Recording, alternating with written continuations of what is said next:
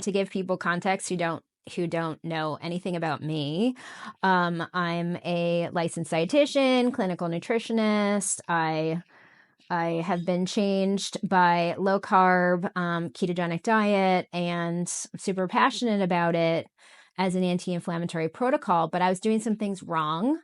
Perimenopausal woman, not eating enough.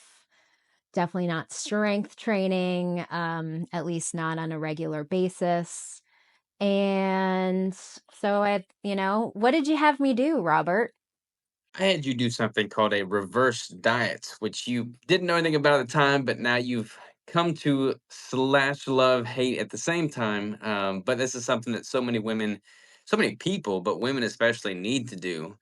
So I was grateful that you were trusting and willing to roll up your sleeves and hit the ground running with it. So, yeah, tell people who don't know what a reverse diet, like they don't know what is a reverse diet, and why would someone do a reverse diet? Yeah, so in its simplest form, reverse dieting is simply the reverse of dieting. So people think of dieting as dropping calories, losing weight, losing body fats, getting leaner. But what goes down must come up, so to speak.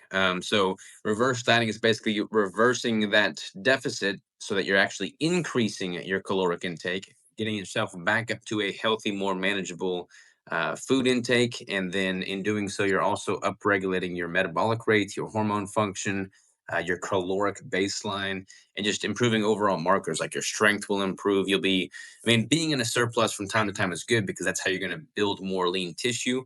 And so many people just chronically undereat. So they're taxing their system on all ends. So they are all great candidates for a well implemented reverse diet. That's a perfect explanation for it. I have been extremely unsuccessful at convincing anyone that a reverse diet is a good idea because women in general are terrified to gain weight. And Hmm. but can you explain to someone who's worried about gaining weight? And I did. I mean, I gained 30 pounds. So not all of it was muscle. In fact, very little of it was muscle. But what would be the long term benefits of increasing those calories, increasing that muscle tissue? Yes, gaining weight for a period of time and going through that process. Like, what would be the long term gain? Yeah, so let me back up a little bit. So reverse dieting is relatively common knowledge in bodybuilding space where people have mastered the art of body composition, getting lean, building muscle, preserving muscle while getting lean. And if you think about it, those principles apply to all human beings. We're all the same species, but people that are not competitive bodybuilders don't think of themselves as, relying on the same methods, but they should because we all work, more or less the same thing as being the same species. So when you look at reverse dieting, when you drop your intake down to lose weight, to lose body fats, your metabolism is incredibly adaptable. Like it also follows suit and down regulates as a protective mechanism. Your hormones will also down regulate. Everything becomes down regulated. And you can't maintain that indefinitely. Like so many women, so many people, but women especially come to me that want to lose more weight, but they've been under eating for the last 20 years of their life. Everything is relatively shot from a health standpoint and they have nowhere else to turn. I mean, what are they going to do? Drop down to 800 calories? So having a period of time where you strategically increase that intake so that you're able to prime your body to build more lean tissue, which is going to be metabolically demanding, allowing you to eat more food. Your metabolism will also upregulate in that process. You would have a higher caloric baseline to begin with, so you have more calories to manipulate the next time you transition to a fat loss phase. And your overall hormonal function will improve as well. So, realistically speaking, people should be spending more time at a maintenance intake or a slight surplus than they spend in a deficit because it's easier and faster to lose fat than it is to build muscle. So you need to spend more time prioritizing that side of the spectrum than the weight loss. But for me as a coach as well, it's a very hard sell when people come to you wanting to lose weight and you have to say, okay, let's actually increase your food. You'll likely increase your weight a little bit in the process, but you're going to be so much better off going forward. You have to just level with people. I mean, when people have been trying to lose weight for years and they've been just beating their head against a wall, what's worked previously hasn't worked now. I mean, that's pretty much the only option they have going forward. Have you seen other people gain as much weight as I gained so quickly? Yeah, everybody's going to respond to it differently. How lean you get, how downregulated your metabolism is, how in a flux your hormones are, all kind of act as variables that dictate how much you gain going forward. And so much of it's also psychological. Like if you've never done a strict fat loss phase before, you go through it and you lack that perspective, it becomes the hardest thing you've ever done. And the hardest thing you've done is the hardest thing you've done. So you feel deprived, depleted, and in a deficit. And coming out of that, some people just from a psychological standpoint have a hard time keeping that food increase in check, and they go off the deep end and eat everything in sight. Maybe even clean foods, but at a unreasonable surplus. It takes some time for their hormones to stabilize, for their leptin and ghrelin hormones to actually give them accurate hunger signaling cues. And if you've never done that before, you're kind of shooting in the dark. Whereas the more times you go through a strategic cutting and building phase, the more perspective you gain, and then you can recognize that okay, I'm being reasonable right now, or I'm just eating out of desire. And I feel like the more perspective you have, the more time you cycle through that, the better you can kind of keep things in check going forward. Yeah, I agree. I think the next building phase will be done much better knowing what to expect, and those hormones were quite messed up for sure. Having eaten too little for too many years, and of course, now that I've also spent time tracking, which is something a lot of people have resistance to doing. I also wasn't under eating, ridiculously low amounts. I realized it was probably living, in the 1800 area, mostly. But that's still too little for the average woman, especially an active person. Yeah, So everyone's going to be different, but I mean, I look at all the clients I've worked with over the years, and they're not all competitive bodybuilders by any means, but generally speaking, I like to see my female clients able to consume north of 2,000 calories while maintaining a healthy weight in a building phase. Like I've got some female clients that are eating more than 3,000 calories. But to assume that as a woman you should be consuming 1,200 calories on average is just not enough food. I mean, my 2-year-old toddler eats more than that. So, what do you say to the people who think you can't perform in the gym? I mean, anyone who looks at your socials knows how much you can pick up. It's crazy how much weight you can deadlift and stuff. So what do you say to the people who say we just absolutely need those carbs to perform? It's frustrating because I feel like so much of the athletic community is just steeped in the dogma that they've, you know, been ingrained listening to for the majority of their life. And in the performance realm, in the bodybuilding realm specifically, flexible dieting, if it fits your macros, eating a mixed diet, that's just always been the underlying foundational premise to people's food choices. And it's unfortunate because that's just what they've grown up hearing, that they get their carbohydrates from energy, and that just is what it is. Hormones are, dictated by fats. Energy comes from carbs and protein to build and repair muscle. Like that's just what they think. Very surface level stuff. And the notion that you can change your fuel substrate from carbohydrates and glucose to fat ketones is a hard pill to swallow. But as keto has become more popular, more prevalent, you just see people massively performing in all different sectors in the bodybuilding space, powerlifting, endurance athletes. I mean, the notion that you can't perform at a high level without carbohydrates is hopefully on the way out, because there's just been so many athletes that have, you know, proven just the opposite. Right. You just did an amazing podcast with Mark Bell. Mhm. And yeah, he's pretty strong too. Yeah, and he's pretty much doing a ketogenic carnivore approach right now as well. I flew out there to California, spent the day working out with him, and I mean, he used to be huge. I mean, he was a world record holding powerlifter, and he's just taking a different approach to his nutrition now, and he's thriving with a ketogenic diet. And so many people are. I mean, you look at some of these endurance athletes like Mike McKnight. He's gearing up for the Cocodona 250, so 250 miles through the desert and the mountains, all with a low carb approach. So it just, in my opinion, is a better diet. It's more ancestrally consistent. It's less taxing on the body. There's lower inflammation with it. And from a longevity standpoint, it makes a lot more sense. I mean, my brain functions better with it. So I think there's the benefits abound for a ketogenic low carb approach to nutrition. Yeah, especially, I mean, for me, and I did experiment my second year of this whole reverse diet.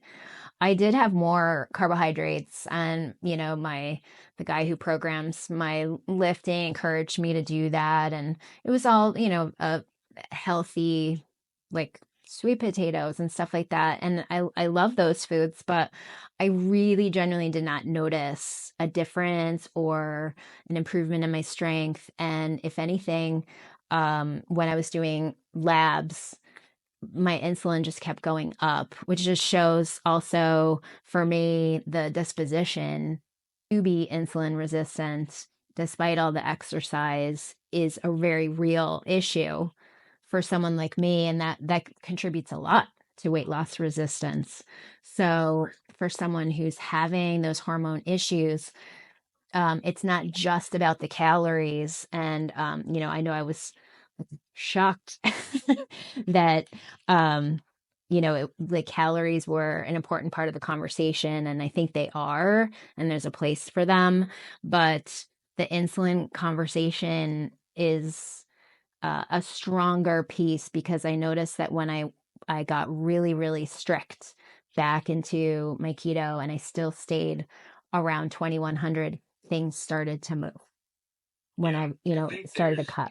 you've got all of the evidence-based bro dieting community that prioritizes calories and the energy balance exclusively.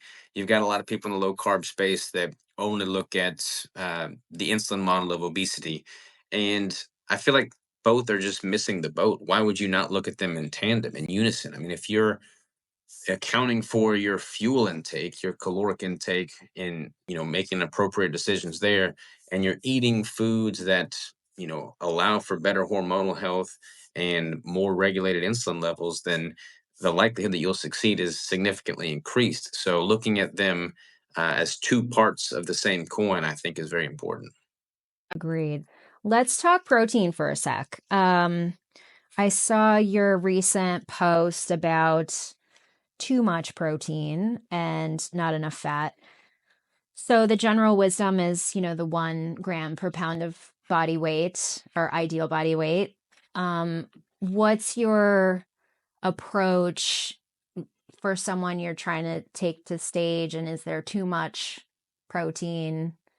um, which could be something in the conversation if you're doing carnivore version of keto. Is there such thing as too much Yeah, protein? it's interesting because when I got into the keto space way back in 2014, 2015, everybody was fearful of protein, had a fear of gluconeogenesis, so they were doing incredibly high dietary fat and hardly any protein. And now it's like the pendulum has swung so far the opposite direction that protein's been given this halo, and the notion is that you can't overconsume protein. And again, the answer lies somewhere in the middle. If you're trying to optimize your fuel from a fat metabolism standpoint, and you've only got so much fuel to work with, i.e., so many calories to work with and consume throughout the course of a 24-hour period, then you have to have that healthy blend of dietary fat and protein. You see a lot of people that are just consuming excessive amounts of protein and not ample dietary fat. And then their energy tanks, their hormones suffer. They just don't perform ideally. What I like to do is I'll start people with a lower protein intake, about 80% of their calories coming from fat, and then slowly titrate the protein up while I'm simultaneously dropping the fat down to find that individual's unique protein threshold. At any point beyond that, they're likely going to be a point of diminishing returns. I mean, there's been chapters in my life where I would really try and push the needle on protein, But if you're consuming, especially as an athlete, 1 gram of protein per pound of lean mass, or, sometimes upwards of 1.5, maybe even 2, you may be able to tolerate that. But there's no really inherent need in consuming 3, 4 grams of protein per pound of lean mass, which I've done in the past. But when I do, my blood glucose increases, my ketones drop, I have more aches and pains, more inflammation. I just don't feel nearly as, cognitively sharp. So, there's definitely a point of diminishing returns with the protein for sure. Is the goal to be in ketosis all the time? What's your opinion on that? Not necessarily. I mean, I've gone 10 years now without a carbohydrate based meal, but if I'm at a caloric surplus, I'm really trying to push the needle on adding more lean tissue. My ketones are typically lower, oftentimes below zero point 0.5. So, by the standard definition of zero point 0.5 or greater, I'm technically not in ketosis. But since I'm not consuming carbohydrates as a fuel, I'm still fat adapted. My body is using fat metabolism. It's breaking down the fats and proteins I'm consuming for its needs. So if you're eating primarily fats and proteins and you're feeling great, and everything is functioning as it should, even if you're not registering zero point 0.5, you're still being fueled by fat. And I don't think that's any hindrance to, performance from a ketogenic standpoint. Now, when I'm in a deficit, and my body is burning more fat, both dietary fat and stored fat, my ketones, by definition, typically increase. And I feel great in that setting as well. But if I'm feeling great in a surplus and I'm not over consuming protein, then I still consider myself totally ketogenic, even though my ketone readings via beta hydroxybutyrate blood prick test may not be that high. Okay. So let's pivot to a fat loss phase, to a prep. Um, what's a healthy amount of fat loss that someone should experience? Like, what is the rate that you would recommend week over week in a prep? Yeah, so first things first, you want to make sure you've got enough time to healthfully and sustainably lose the weight.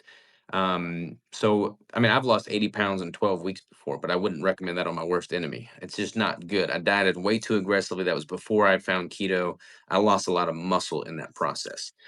So, knowing where you're at to start, knowing what your baseline composition is, making sure that you have healthy hormonal markers and blood metrics, and then figuring out what the goal body fat percentage is at the conclusion of that to cut, and then finding out how much total body fat you need to lose to reach that goal, and recognizing that you're going to lose some lean mass in that process. Now, keep in mind, lean mass is not necessarily muscle mass. That's going to be everything that's not adipose tissue. So, fluid retention, all of that stuff is counted towards lean mass. So, you're going to lose some mass that is not specifically fat mass, but it's not necessarily muscle tissue.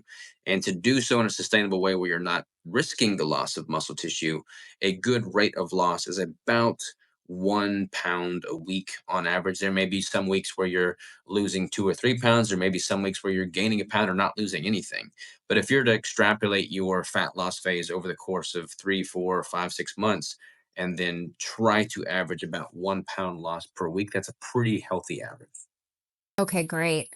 So what would you suggest to someone who hits a plateau and is not losing more fat, say like after 2 weeks on their prep?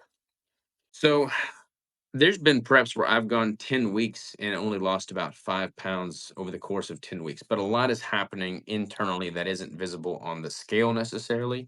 So, this is why I'm a huge advocate for taking pictures, taking body composition scans, tracking your lifting metrics, and making sure that things are still moving, even if it's not necessarily reflected on the bathroom scale when you weigh in on the mornings.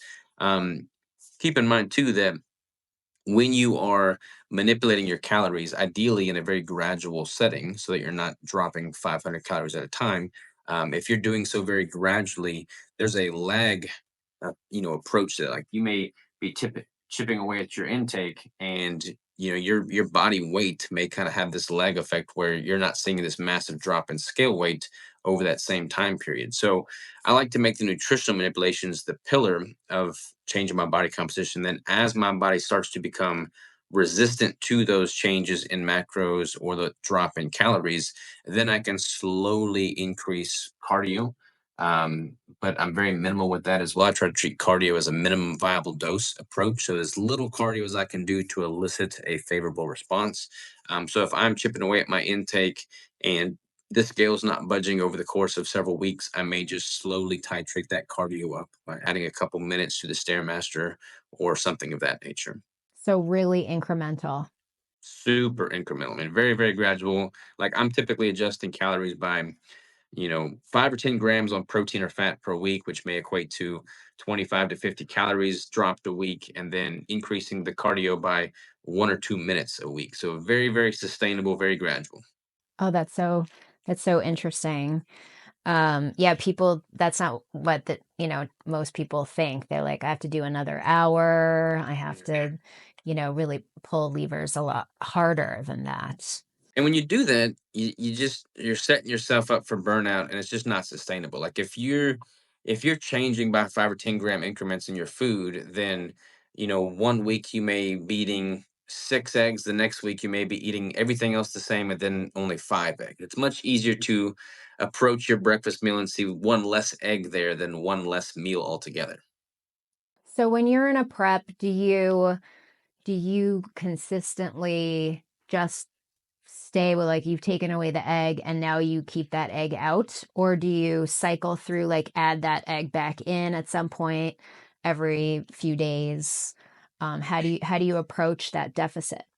I typically adjust my macros every week, so that I can keep some constant pressure applied to my body. That constant pressure allows you to build up that momentum to bust through those plateaus. So I'll typically adjust my macros every single week, even if I'm on target and trending in the right direction, to build up that momentum. And then it's normally dropping over the course of that entire prep cycle. Uh, Granted, incrementally week to week. But once I get towards the end, I'll start implementing some ketogenic caloric refeeds, and those oftentimes start at about a 30% increase in calories above my baseline at that point. So those, will see food coming back in, but you don't want to be premature in implementing those refeeds because that can then shunt your further fat loss. Gotcha. Okay. Because I have unintentionally had some refeeds that are like 2,800 days. Like the hunger is real, usually from 2 workouts a day. But it didn't seem to inhibit the weight loss, which was good. Phew.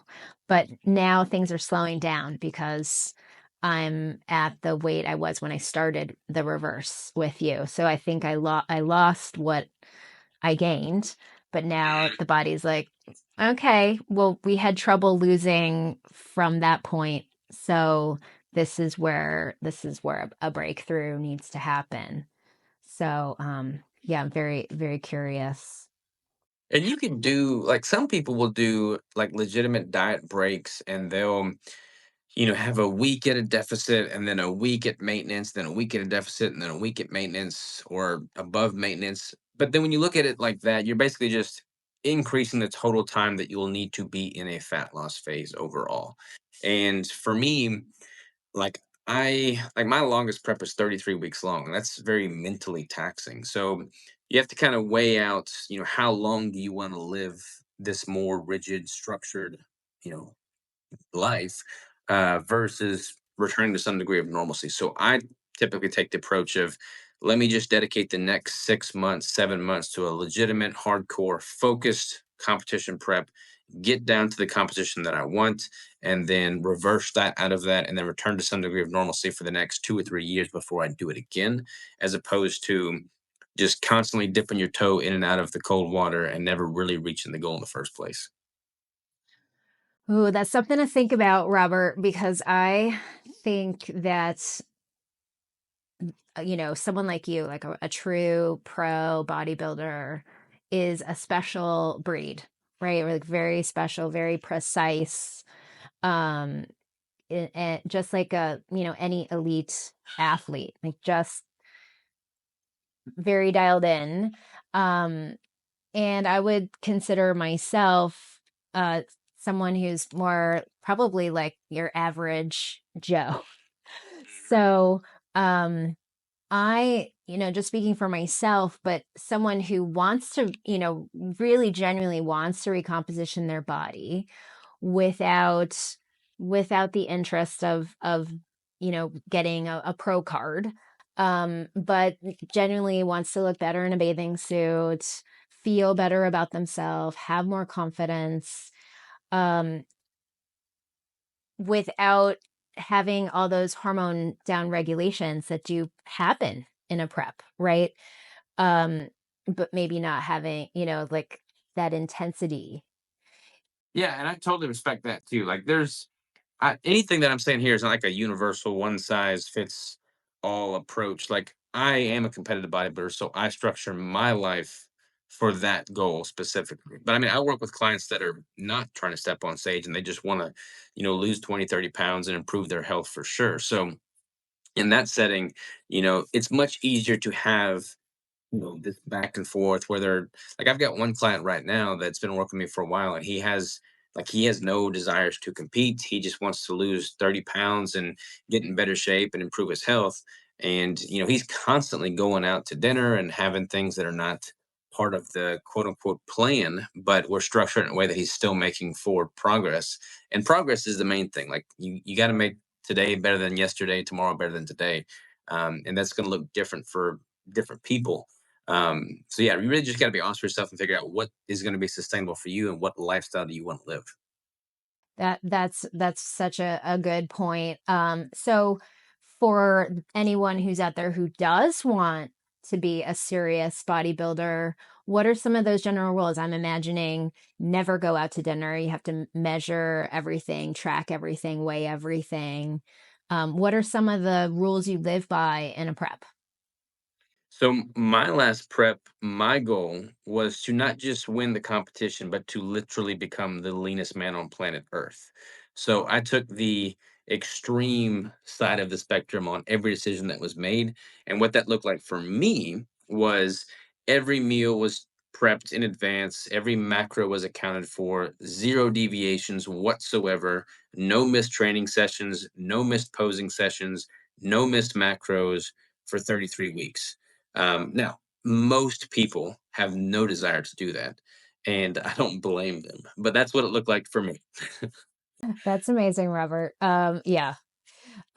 So posing, like, there's so many different categories, right, within bodybuilding, and posing is an important part of being on stage.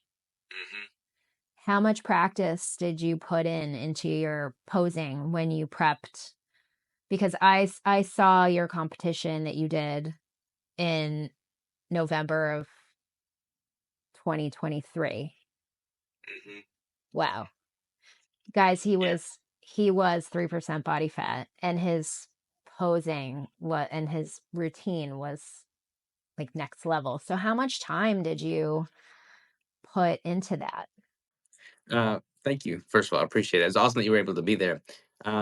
Posing is super important, and like the sport of bodybuilding, people don't understand. Like, people that are not in that realm, if I was not in that realm, I would look at the sport and be like, that's freaking weird. You got a bunch of people up there in little skivvies posing for a panel of judges, like it looks like something you see in a strip club, not in everyday society. And I get it. Like, I get it that it's strange, but it's more so a mental sport than a physical one for sure. Like, what I come out of each prep having gained mentally and emotionally and psychologically is the reason I do it. All that to say, with the posing, you put in all this work. So for me, it was 33 weeks for this last prep. You're only on stage for a handful of minutes, and you just want to be able to showcase all that work correctly for the judges in a way that just, brings your best appearance to the stage, so to speak. So posing is very important. It's very sad when somebody puts in all this work, loses all this weight, gets in the best shape of their life, and they don't know how to exhibit it to the best of their benefit. So posing's key. And I typically really start getting serious with my posing 2 or 3 months out from the competition. And then I get to the point where I'm holding each pose in practice up to a minute for each pose, which is incredibly strenuous and taxing. But in doing so, I can confidently hit the poses on stage without, shaking like a leaf and just clearly being exhausted in the process. And that really sets you apart from the other competitors that don't put in that work towards posing. And then as far as the routine goes, this last prep was the first one where I actually hired a professional posing coach to choreograph a routine for me. And I just wanted this last prep to be the pinnacle of everything involved in the sport, and bringing a well implemented routine to the stage was a goal of mine, but you certainly don't have to go to that extreme with it. And you've poured so much love and attention into this new bodybuilding course. So, for people who want to learn more about your methodology, can you tell us more about your course? You obviously also have a book. Tell us more about like those resources. Yeah, so I kind of developed this, protocol, this 7 phase system for how I go about, optimizing fat loss and building and preserving muscle with a ketogenic approach through trial and error over the years, and having worked with, 600 plus clients now. And then I wrote the book, I believe in 2020 or 21, something like that is when it was published. And then the course is basically the framework of the book, but in a much more involved layout with, video and just much more engagement. It basically walks people through the exact protocol and how to apply it to them as an individual. The whole goal being to remove the need to hire a coach. Like if you go through the course, then that's the only resource you'll ever need to get in the best shape of your life via this ketogenic protocol. And then, it's got the bodybuilding undertones, like the posing and things like that are relevant to the sport of bodybuilding. But it's the same protocol that I use for, my 73-year-old female clients that want to have a more vibrant life with their grandkids and get healthier. So the protocol works regardless of the goal necessarily. It's just got that bodybuilding-esque undertone to it. And then there's a community group where people are engaged. And I mean, you're on there frequently on Tuesdays. We do a live call every Tuesday. So there's this community aspect to it, because I think having other people in your corner that can hold you accountable and be there for you is key. It's got this AI dashboard that we built out. There's just a lot of tools for the taking there within the Savage system. Yeah, definitely. So many good tools and resources, and the community's great. Um, Everybody needs a coach for something that they not don't have any expertise in, So, Mhm. um, yeah, thank you for being that for me.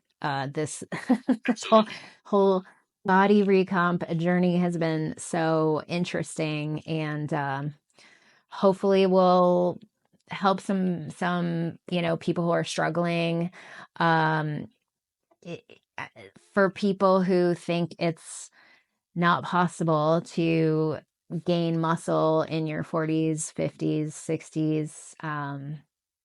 So what do you say to them? It's totally possible. I mean, I've got one of the guys speaking of the live call. We got a guy on there that chimes in every week named Steve. He's 71 or 72, I think, something like that.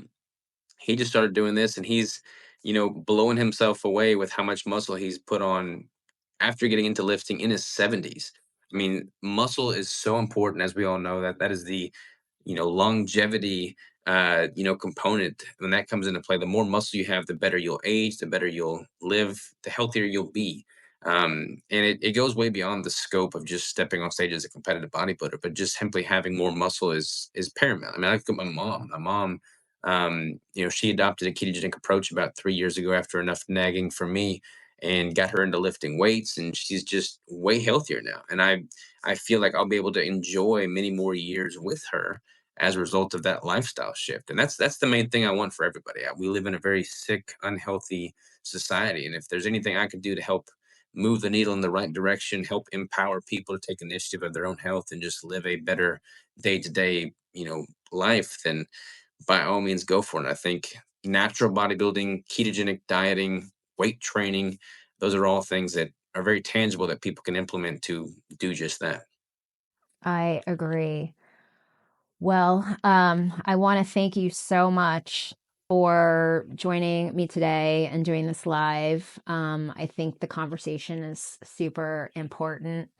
It seems to be in the zeitgeist now that women should be eating protein at the very least and strength training and doing less cardio, more walking. It seems to be, regardless of whether people love or hate keto, at least, those things are being talked about. But um, yeah, I think it's important for women in particular to know about reverse dieting, and they they don't need to be as sloppy as I was, but it's important because women, the messaging is always about being smaller, and if they focused actually on getting bigger, they would be smaller. Yeah. So I mean, I'm hopeful that people don't associate. I think now the conversations have shifted away from just simply the relationship with your scale weights and more so towards what that weight is comprised of, like what is your actual composition. And that's a good thing because like the weight does not tell the whole picture. I mean, you have to have a healthy ratio of body fat to muscle mass. And I feel like regardless of the diet you're following, regardless of the sex you are, we all would benefit from eating better quality foods, more wholesome, nutrient dense, single sourced foods, and lifting more weight. So 100%. yeah. Well, thanks again. It's good to see you, and congrats on the expanding family and all the exciting projects that you have going on. Robert's also the founder of Keto Brick. It's a great bar to support your athletic performance, so you can check that out as well. Thanks for all you do, Robert, and thanks for being my buddy. Hey, my pleasure. I'm so grateful that we met way back when, and we've kept in touch over the years. I'm super proud of you for all you've accomplished, and I'm just excited to see what the next chapter holds. So, thank you. All right. Well, have an awesome day. You as well.